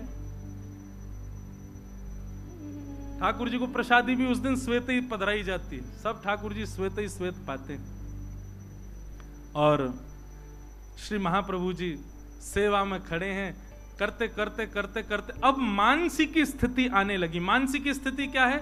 नेत्रबंद हो जाते हैं, और नेत्रबंद में एक कुंज प्रकट हो जाती है। उस कुंज में श्यामा श्याम विचरण करते हुए दिखते हैं, और उसी सेवा में अपने आप को भी देखने लग जाए साधक, उसी को मानसी सेवा करते हैं, मानसी सेवा कहते हैं। और याद रखिएगा, ये रसिक त्रिवेणी श्री हितरिवंश महाप्रभु, स्वामी श्री हरिदास जी महाराज और हरिनाम व्यास, ये तीनों मानसी के उपासक हैं। प्रत्यक्ष सेवा करते हैं, पर उससे भी ज्यादा अधिक मानसी सेवा करते हैं। नेत्र बंद करके हृदय कुंज में श्यामा श्याम को लाड़ लड़ाते हैं। ठाकुर जी बोले, अरे हित सजनी, आनंद ना आए रहे हो, जय जय, कहा सेवा करूं? बोले मुख 3 ही तो सेवा भामे। बोले कहा? बोले पहले तो साज श्रृंगार, मेरो श्रृंगार खूब रज रज के करो। आज मैं लग तो चौक हो ही रहे हूं, खूब सुंदर श्रृंगार धारण कराया हो तुम्हारे पिताजी ने।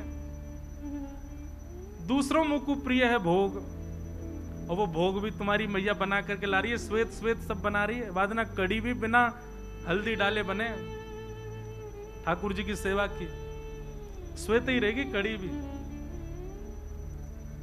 और तीसरी मुख जो सेवा प्रिय है वो है राग या फिर नृत्य।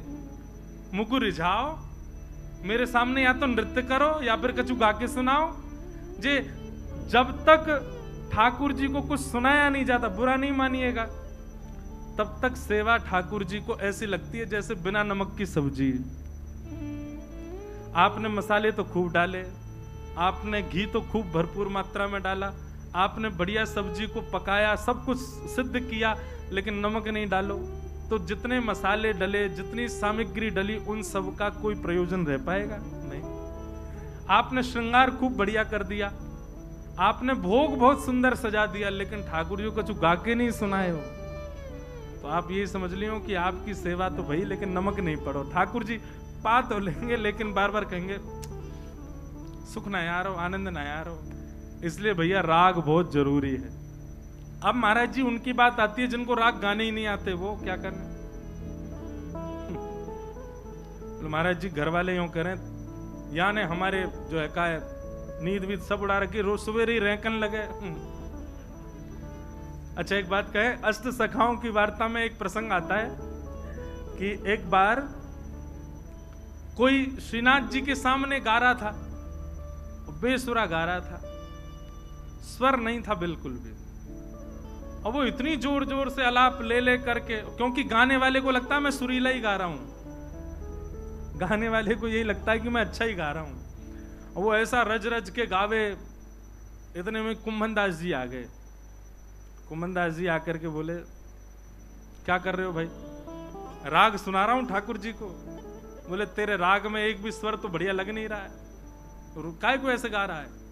वो तुमको नहीं पता, ठाकुर जी राग नहीं देखते, ठाकुर जी अनुराग देखते हैं। कुंभन दास जी बोले वो बात तो ठीक है, ठाकुर जी अनुराग देखें, लेकिन भाई मुझको एक बात बता, जिसके स्वर से इंसान नहीं रीझ रहा, उसके स्वर से परमात्मा कैसे रीझेगा?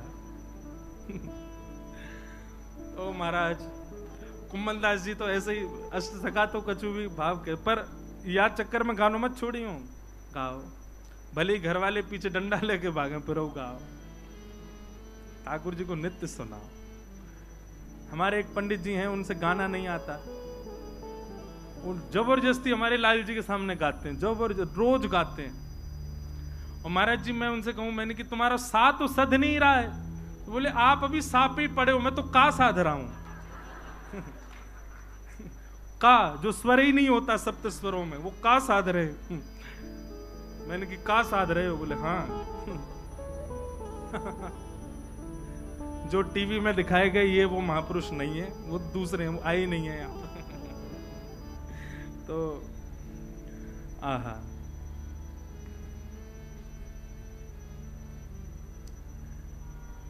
जैसे ही कहा कि भैया कुछ गाओ, हरवंश महाप्रभु गाने लगे। आज गोपाल रास रस खेलत, आज गोपाल रास रस खेलत, आज गोपाल रास रस खेलत, आज गोपाल रास रस खेलत। महाराज जी एक बात बताएं, गावे में हमारी श्री जी निपुण है, नाचवे में हमारे लाल जी निपुण है। श्री गोविंद दास जी की वाणी में आवे, एक बार गोविंद स्वामी गा रहे थे, तो गाते गाते बीच में टोक रहे थे, ए ढंग से गाओ, ऐसे नहीं ऐसे गाओ। तो गोसाई जी सामने बैठे, बोले किसको टोकते हो बार बार? तो गोविंद दास जी बोले तुम्हारो लाला बैठो है, कान पे हाथ धर के स्वर लगा रहे हो, ठाकुर जी ऐसे गा रहे हैं। बोले लेकिन माने ना है, स्वर बिगाड़ दे बार बार। तो गोविंद दास जी की बात सुनकर के गुसाई जी के नेत्र सजल हो गए, तुम कितने भाग्यशाली, ठाकुर जी का स्वर सुनते हो तुम। सुनो ना, ये बताओ ठाकुर जी कैसा गाते हैं?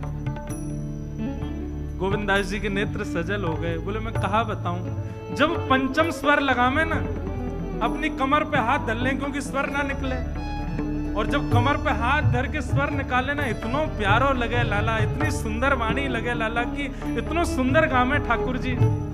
लेकिन गुसाई जी बोले लेकिन लाला भी रूखो रूखो लगे जब हमारी श्री जी गामे, हमारी किशोरी जी गामे, हमारी लाडली जी जब गामे तब लाला रूखो लगे। लेकिन नृत्य में निपुण है हमारे ठाकुर जी, नाचे बहुत जोर को महाराज। आज गोपाल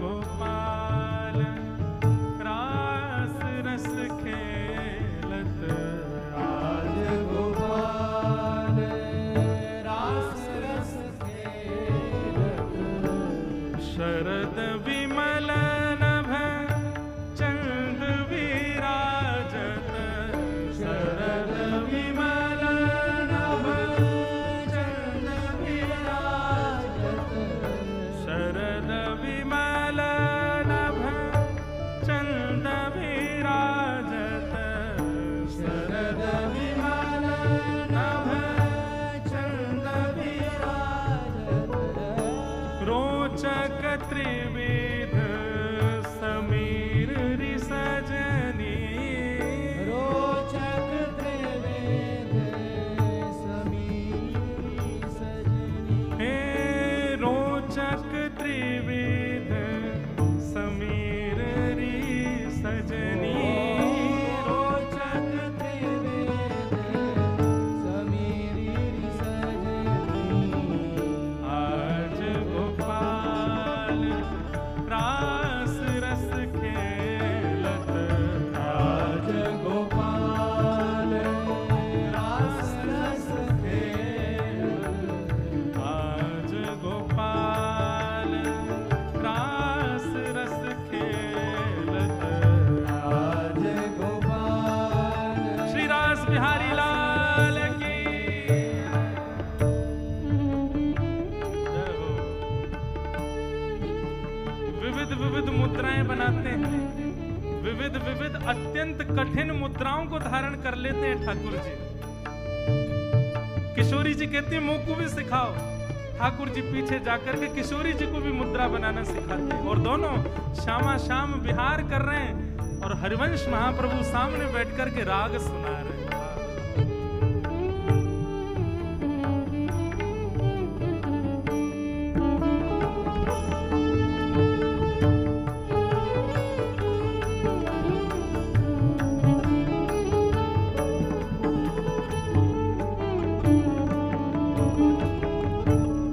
चंपक बकुल मालती मुकुलित, चंपक बकुल मालती मुकुलित, मत मुदित पीक कीर रिसजने, मत मुदित पिक कीर सजनी, देसी सुधंग राग रंगनी को, देसी सुधंग राग रंगनी को, ब्रज जुवती ने की धीर रिसजनी, ब्रज युवती ने की धीर रिसजनी। आओ आज गोपाल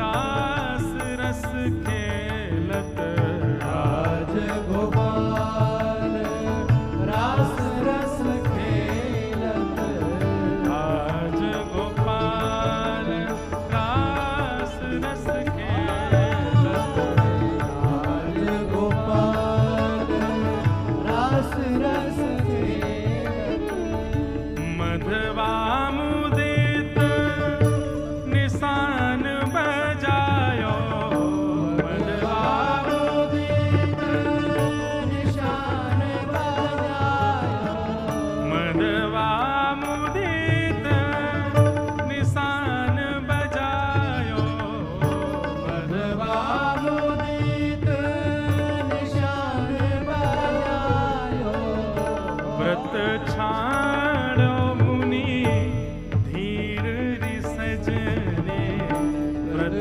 चारो मुनि धीर सजनी, हित हरिवंश मगन मन श्यामा, जय श्री हित हरिवंश, मगन मन श्यामा, जय श्री हित हरिवंश मगन श्री श्यामा, हित हरिवंश मगन मन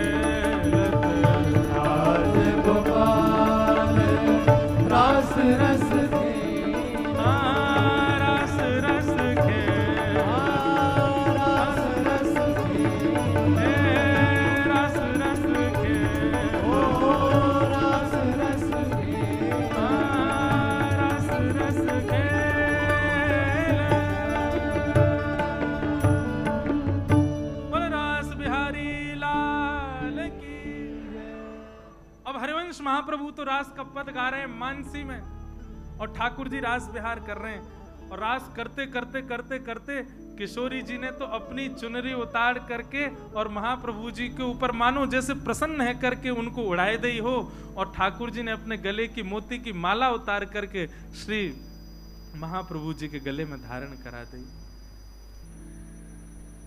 बस ये लीला हुई ही थी कि इतने में ही पिताजी माताजी आ गए और आकर के देखा कि अचेत अवस्था में पड़े हैं, गिरे पड़े हैं नीचे, भाव आवेश में आ गए हैं, नेत्रों से अविरल अश्रुधार गिर रही है। और तभी क्या देखते हैं, छोटे छोटे राधा मोहन बिहारी जी को जो छोटे छोटे वस्त्र धारण कराए, उनमें छोटी सी चुनरी जो है वही विशाल है गई है और वही श्री महाप्रभु जी के अंग पर डली हुई है। ये कैसे संभव है सके? और किशोरी जी जो सामने विराजमान है, उनकी चुनरी वहां नहीं है।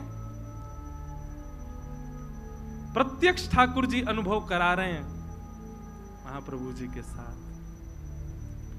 जैसे तैसे चेतना आई, चेतना आती मानो वर्णन करने लगे, आहा क्या छवि, क्या नयन, क्या रूप, क्या मुकुट, क्या बांकी अदा, क्या चलन, क्या चाल, क्या उठना, क्या बैठना। एक एक लीला को बस ऐसे कोई सुने ना सुने इससे मतलब नहीं, बस चल रहा है, वही भाव मन में उद्दीपन हो रहा है।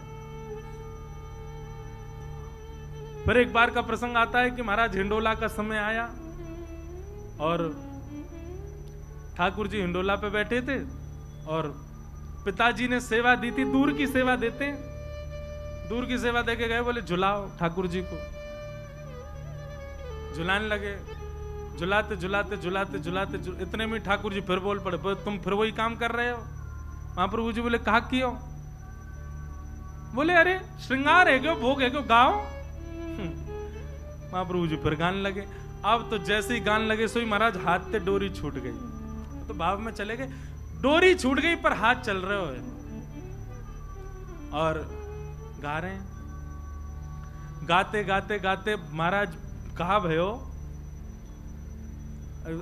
अब देखो रसिकन के भाव में तो गाते ही रहो, फिर एक हिंडोला को पद आ गया, वागू गा दो। पर अभी बाद में गाऊंगा, सुनो पहले कथा। वही राग रेंदियों पहले ही बोलो राधा वल्लभ लाल की। भैया देखो ऐसे राधा वल्लभ नाम लाल जी को नाम उच्चारण करियो कि बगल वाले इनको सुनाई दे, श्री राधा वल्लभ लाल की। ये हुई ना बात, ऐसे ही गाओ, ऐसे ही चिल्लाओ, सबन को सुनाई दे, कान में महाराज नाम जाएगा राधा वल्लभ जी को, मंगल होगा सबन को। तो अब झुलाते झुलाते महाराज हाथ से डोरी छूट गई, वो तो मानसी में चले गए। अब मानसी में ठाकुर जी सेवा अलग करा रहे हैं और प्रत्यक्ष सेवा अलग चल रही है। अब प्रत्यक्ष में जो ठाकुर जी सामने झूला पे बैठे, वो किशोरी जी तो कह रहे हैं झूला तो धीमो पड़गो। किशोरी जी बोली पड़े ही जाएगो, तुमने आज्ञा जो कर दी गावे की, वो मानसी में चले गए और मानसी में सेवा कर रहे हैं। अब झूला क्यों झूलते हैं? गर्मी लगे ठाकुर जी को तो झूला झुलायो जाए तो वैसे ही हवा को अनुभव होवे। ठाकुर जी बोले श्री जी झूला तो ढीलो पड़ गो। श्री जी बोली अब मैं क्या करूं, तो गए मानसी में। अब मानसी से निकाल के लाऊंगी तो मानसी में जो स्वरूप लीला कर रहा है वो आएंगे, बोले कि नहीं यहाँ पे आओ, बेचारो अकेलो हरिवंश कहां कहां जाएगा, कैसी लीला। महाराज अब यहां किशोरी जी श्रमित नहीं हो, उसके लिए ठाकुर जी हिंडोला में पाम लटका के बैठ गए नीचे और अपने पैर के अंगूठाते नीचे पृथ्वी को स्पर्श करके हिंडोला पीछे करें आगे आवे, पीछे करें आगे आवे। अपने पावन सो स्वयं ही ठाकुर जी झुला रहे हैं।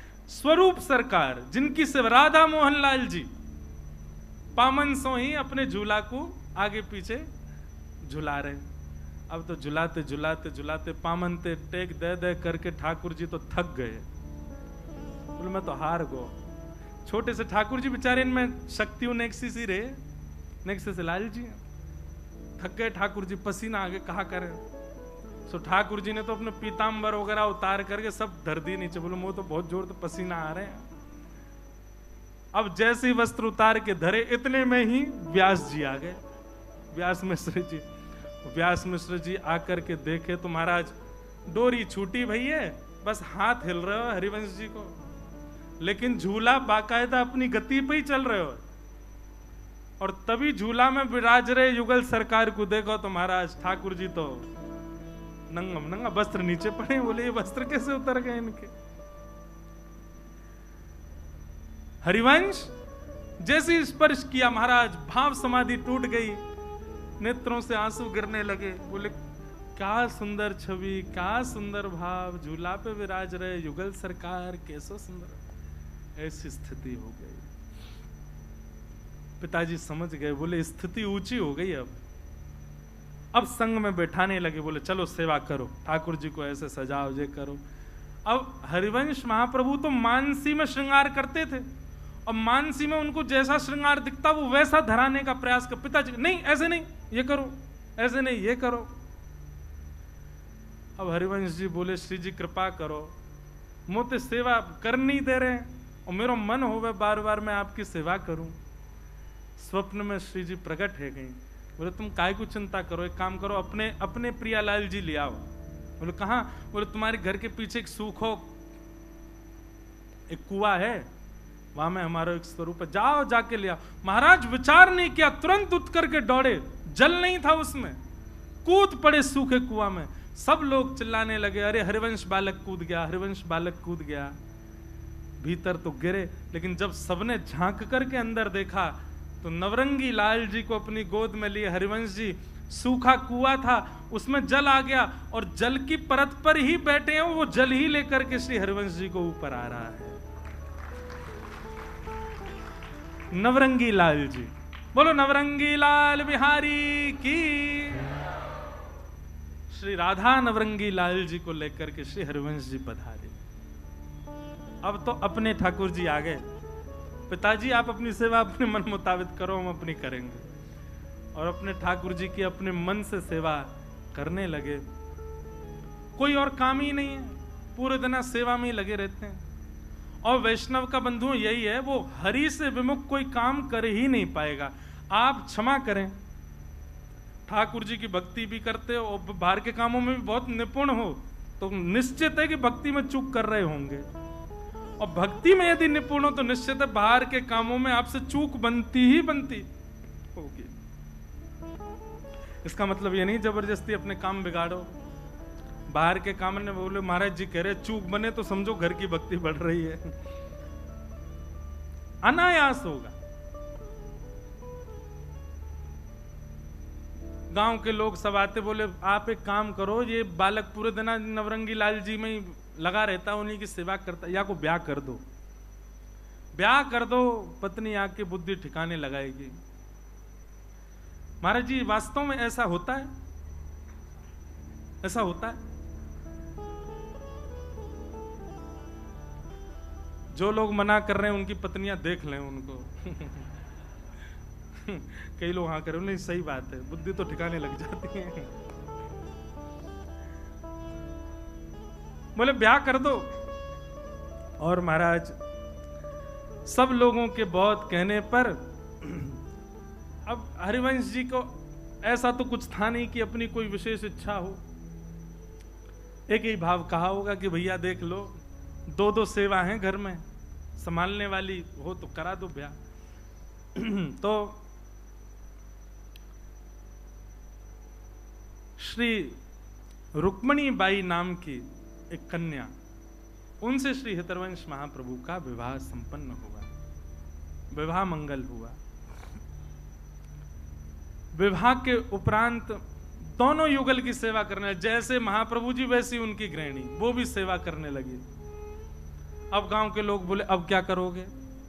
बोले अब तो पहले अकेलो ही सेवा करता हूं, अब दोनों ही लगे रहे सेवा में, घर बार पे कोई ध्यान ही नहीं, सेवा में लगे रहते हैं।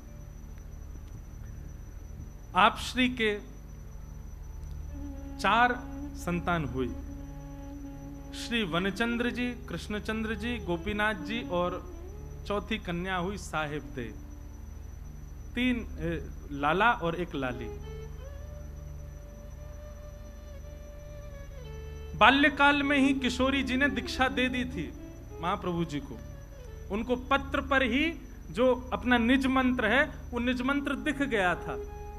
सो रहे थे वृक्ष के नीचे, तभी वो निज मंत्र दिखा, तो मंत्र देख करके उनको लगा कि पता नहीं भ्रांति हो मेरी। तब किशोरी जी प्रकट हुई, प्रकट होकर के वही मंत्र सुना दिया।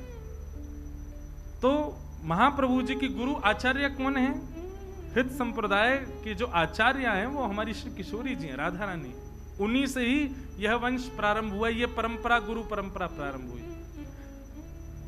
अब हम थोड़ा शीघ्र करें, राधा वल्लभ जी को प्रकट करा दें, फिर कल प्रसंग में इनके सेवकों की कथा सुनेंगे। 4 बालक हुए, वनचंद्र जी, कृष्णचंद्र जी, गोपीनाथ जी और चौथी कन्या हुई। आप श्री खूब आनंद से सेवा करते थे, बालक भी सेवा भाव में आ गए थे, पत्नी के साथ खूब आनंद। पर देखो ठाकुर जी और किशोरी जी कब कहां क्या लीला कर दें कोई पता नहीं है। एक दिन किशोरी जी ने स्वप्न में आज्ञा की,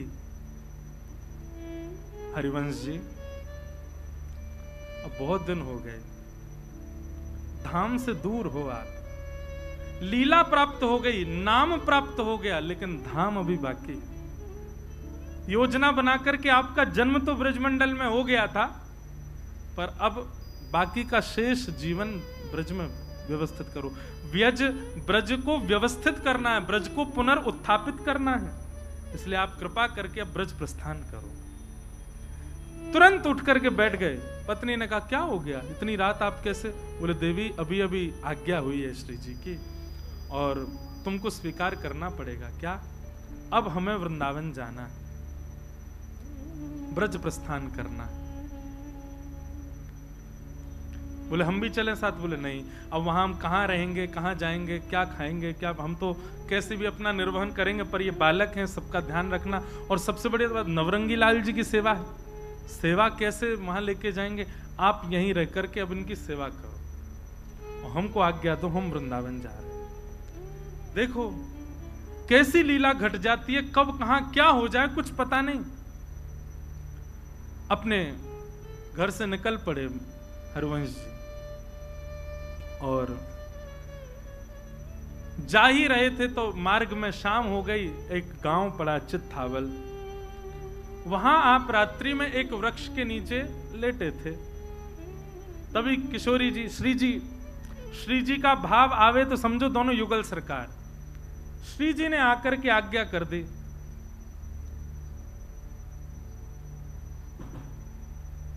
आज्ञा की कि आप जिस गांव में हैं इसी गांव में ही हमारा एक स्वरूप विराजमान है, आत्मदेव नाम के ब्राह्मण हैं, उनके घर पे हमारी सेवा हो रही है। आप वहां जाइए और वहां से हमारे स्वरूप को लेकर के वृंदावन चलो। लेकिन अब स्वरूप लेकर के वृंदावन जाओगे तो आगे की भी व्यवस्था देखनी पड़ेगी, स्वरूप का सेवा आदि आगे कौन करेगा? सब लोग इधर देखो ध्यान से। महाप्रभु जी बोले आज्ञा करें। बोले जिन ब्राह्मण के यहां से स्वरूप लेके जाना उनकी 2 कन्या हैं, उनसे ब्याह कर लो। महाप्रभु जी बोले ये कैसी आज्ञा, मैं तो ब्याह करके बालक संतान सब हो गई, सब त्याग करके वृंदावन जा रहा हूं। श्री जी बोली नहीं हमारी आज्ञा है, ब्याह करो। अब महाप्रभु जी बोले मैं किसी के घर में जाके कैसे कहूं कि भाई अपनी दोनों बेटियों से ब्याह कराओ। श्री जी बोली चिंता नहीं करो, हमने उनको भी स्वप्न में आज्ञा कर दी है कि आप आ रहे हो और आपसे अपनी दोनों लालियों का ब्याह करना है। आत्मदेव जी को ठाकुर जी कैसे मिले ये तो मैं कई बार कथाओं में बता चुका हूं। महादेव की आराधना की, महादेव प्रसन्न होकर प्रकट हो गए। आत्मदेव से बोले वरदान मांगो, क्या चाहिए? बोले आपके पास आपकी सबसे बहुमूल्य रत्न जो हो मुझको प्रदान कर दो। महादेव बोले भैया तू कछु मांग ले, मेरा बहुमूल्य रत्न मत मांग। तो ब्राह्मण को लगा कोई महंगा मणि, कोई रत्न बहुत महंगा कोई वो होगा, इसीलिए मना कर रहे हैं देने से। तो पीछे ही पड़ गया, बोले नहीं अब तो मुझे वही रत्न चाहिए जिसके लिए आप रो रहे हो। महादेव गए और श्वेत द्वीप में जिनकी निज सेवा स्वयं महादेव करते हैं, ऐसे श्री राधा वल्लभ लाल जी को सुंदर वस्त्र में लपेट करके हृदय से लगाते हुए लाए और आत्मदेव को देख करके वहां से अंतर ध्यान हो गए। तब श्री राधा वल्लभ लाल जी उनके पास पधारे। अब विनवंशी ठाकुर जी का मन नहीं लगा, इसलिए हरवंश जी आए, पूरी लीला हुई। जब योग्य हो गए तब उनको अपने पास बुलाया। जैसे ही दर्शन करने के लिए गए आत्मदेव जी को भी स्वप्न हो चुका था। आत्मदेव जी ने तुरंत कहा, आपका परिचय? बोले, हम हरिवंश हैं। नाम सुनते ही कहा, मुझे आज्ञा हुई स्वप्न में अपनी दोनों पुत्रियों का आपसे विवाह करना है। और कृष्ण दासी और मनोहारी दासी, ये दो कन्याओं के साथ में महाप्रभु जी का विवाह हुआ। और आप फिर श्री राधा वल्लभ लाल जी को गाजे बाजे सहित सुंदर रथ में विराजमान करके नाचते गाते भये महाराज, आनंद कराते भये श्री वृंदावन लेकर के आए। वृंदावन में सबसे पहले ठाकुर जी आए तो सबसे पहला आपका स्वागत सुनरख में हुआ। वृंदावन में सुनरख गांव है, वहां राधा वल्लभ जी का सबसे प्रथम स्वागत हुआ। सुनरख में ठाकुर जी विराज रहे थे, इतने में हरिवंश महाप्रभु देख करके आए। वृंदावन में कौन सा स्थान उचित है? तभी आतुर हित हरिवंश पुकारो, राधा राधा नाम। आतुर हित हरिवंश पुकारो, राधा राधा नाम। आतुर हित हरिवंश पुकारो, राधा राधा नाम। आतुर हित हरिवंश पुकारो, राधा राधा नाम। तब हे सघन कुंज वृंदावन आयो, सघन कुंज वृंदावन आयो। और मदन